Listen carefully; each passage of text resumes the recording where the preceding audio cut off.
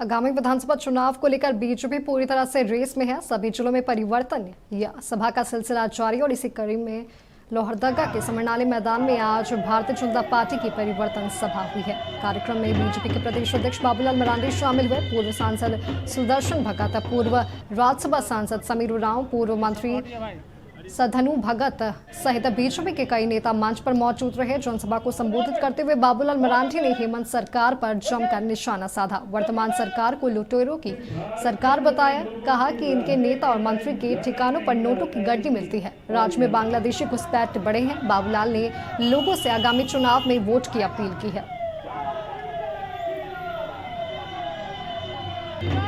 आज अगर पूरे 5 साल देखेंगे तो विकास का काम क्या हुआ किसी से छुपा हुआ, बल्कि इन 5 वर्षों में इन लोगों ने झारखंड को इस प्रकार लूटा है और अपना तिजोरी भरा है।